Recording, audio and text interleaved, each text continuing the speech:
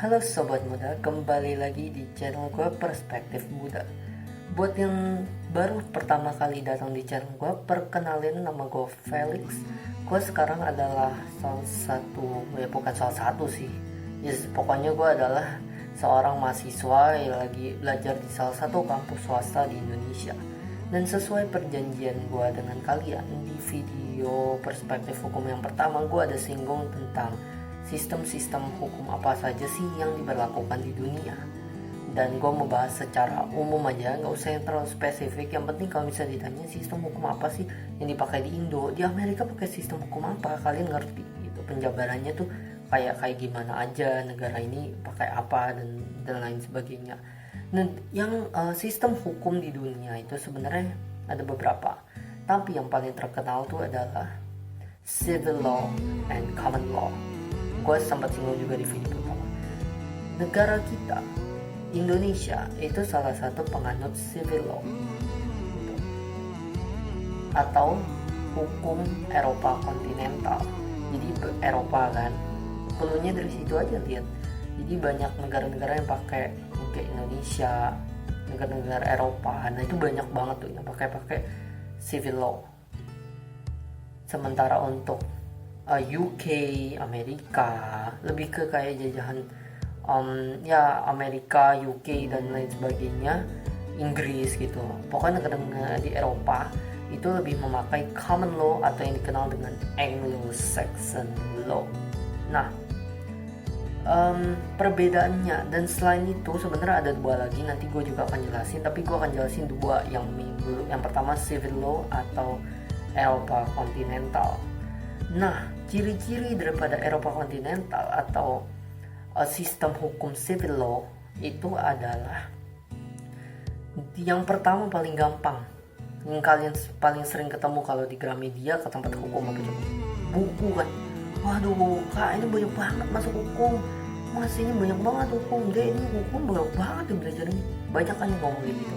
Nah, karena dasar daripada civil law atau Eropa kontinental itu hukumnya itu adalah kodifikasi, adalah dari undang-undang. Bukan dari undang-undang sih, sebenarnya kodifikasi regulasi gitu. Undang-undang apa, PP dan lain sebagainya itu kan banyak tuh gitu.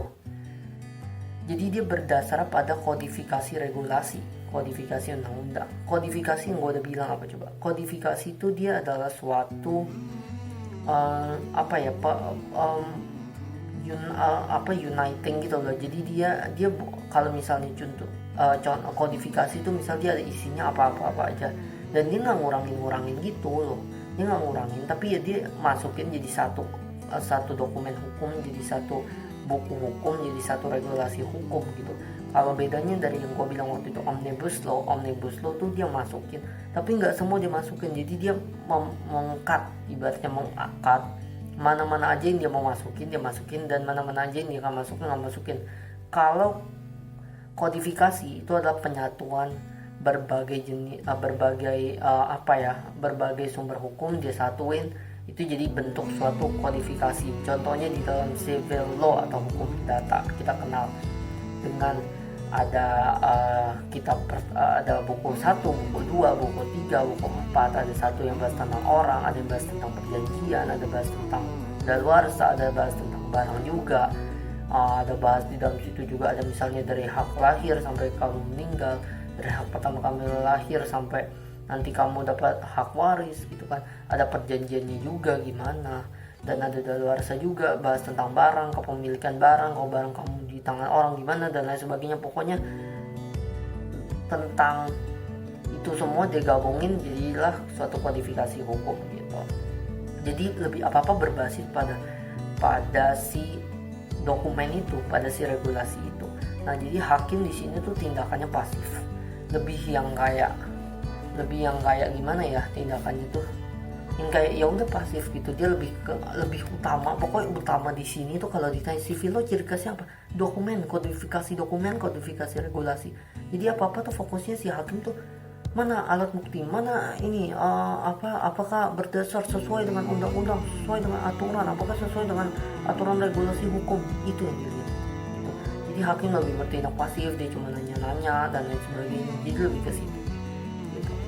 Kodifikasi dokumen, regulasi gitu di sana. Nah kalau misalnya Anglo-Saxon law atau common law yang bisa diterapin di Amerika, di UK, negara-negara Eropa, nah itu lebih kepada jurisprudensi. Apa sih jurisprudensi? Atau jurisprudensi itu adalah suatu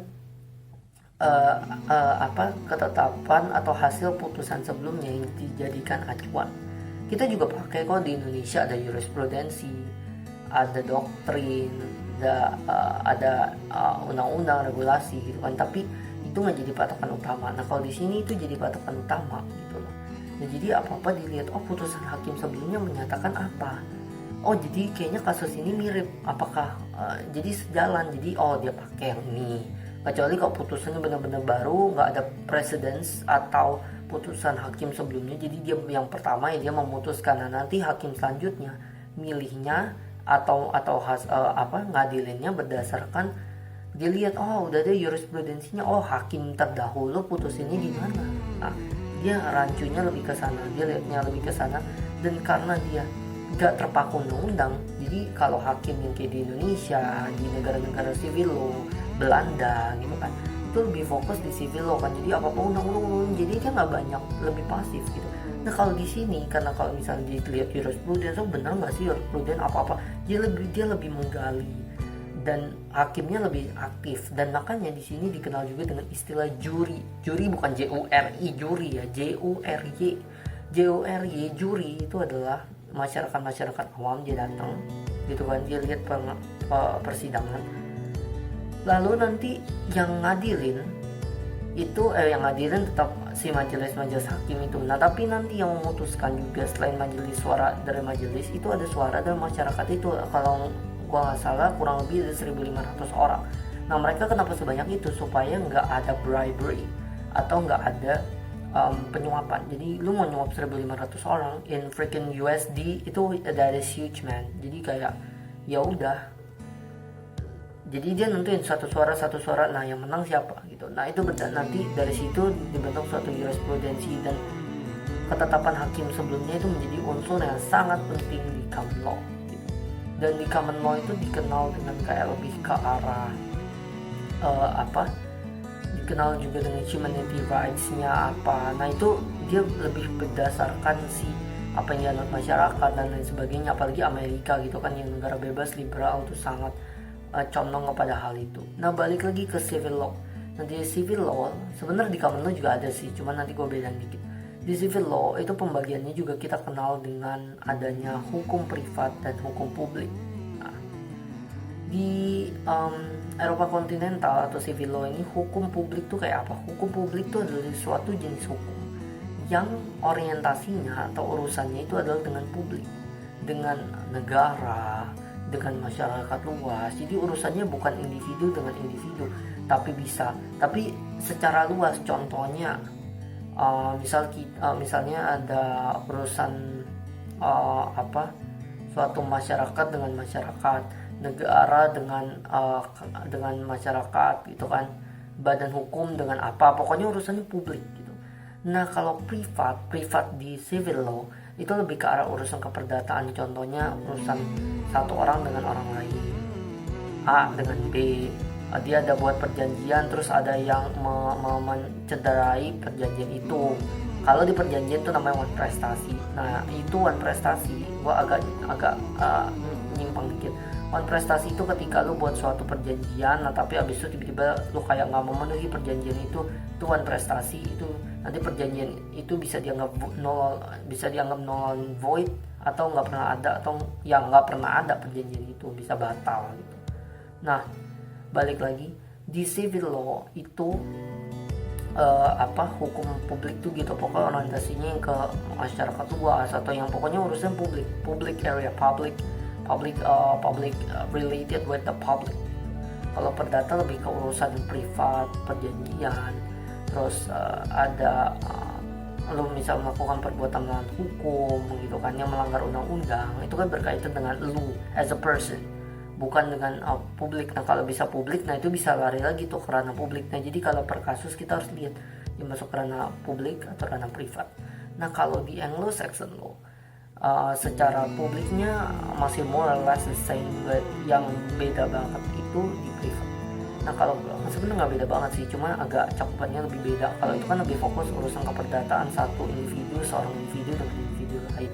Nah kalau di common law, they're more focus, atau dia lebih fokus, mereka lebih fokus tuh di hak si sipil orang-orang itu. Jadi lebih ke law, property rights gitu kan, rights untuk orang-orang. Jadi yang hak-hak mereka yang diatur hukum yang menyangkut satu orang, misalnya properti tadi. Nah itu kan properti kan milik satu orang gitu kan. Sebenarnya urusannya mirip, sebenarnya urusan keperdataan satu dengan yang lain. Indo juga ada bilang kok, buku 1, buku 2 tentang barang, buku 1 tentang orang gitu kan. Dia urusin keperdataan sebenarnya mirip, tapi mereka tuh lebih yang kayak kalau di Amerika itu, walaupun mereka nggak kodifikasi, tapi mereka tuh juga ada merujuk ke dokumen-dokumen. Nah tapi dokumennya jauh lebih, menurut gua sih dia kayak lebih detail. Misalnya ada hukum, contohnya dia bahkan ada artikel, dulu gue belajar itu ada artikel tentang privacy law. Nah Indonesia kan belum sampai ke sana ya, kita jelas kemerdekaan juga beda. Jadi kayak banyak regulasi mereka yang berdiri sendiri, bukan dalam bentuk kodifikasi, bukan kayak di kayak hukum kita buku perdata tebal gini isinya ada 4. Mereka privacy law, ada property law. Nah jadi lebih orientasinya hukum yang berkaitan dengan satu individu, dengan seseorang. Nah itu mereka ke ranah privat gitu. Nah selain common law ataupun civil law, ada 2 jenis hukum lain yang juga dipakai di beberapa, di Indonesia juga sebenarnya ada kok dipakai, hukum adat dan hukum Islam.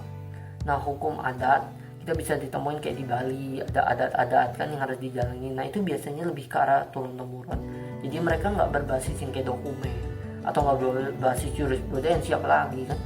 Mereka yang adat, misal contohnya adat di Bali, kalau kita jalan-jalan di setiap kayak depan gedung, depan rumah, mereka ada taruh yang adat-adat mereka. Atau misal kalau ke Papua atau mana, dulu guru pernah bilang ada yang mereka bajunya gimana, dan itu emang adat mereka kayak gitu, dan tiap tahun harus gimana dan lain sebagainya. Jadi lebih ke adat, diturunkan dari generasi ke generasi, nenek moyang dan sebagainya gitu. Itu adat.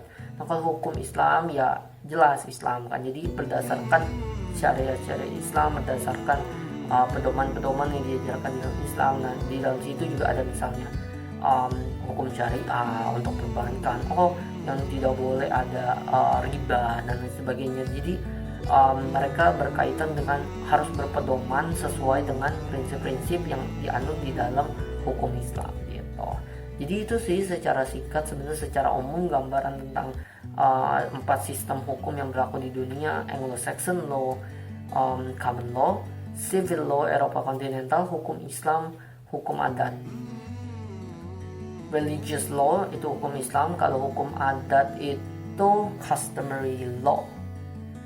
Jadi Anglo-Saxon law, common law, civil law Eropa kontinental, hukum adat customary law, dan hukum Islam itu termasuk di religious law. Jadi mungkin gitu aja secara umum. Mungkin kalau ada yang kurang-kurang gue akan tambahin lagi atau bikin part 2 supaya nggak terlalu panjang videonya. Oke, sekian aja video dari gue. Jangan lupa like, comment, share, and subscribe. Sampai jumpa di video berikutnya. Bye.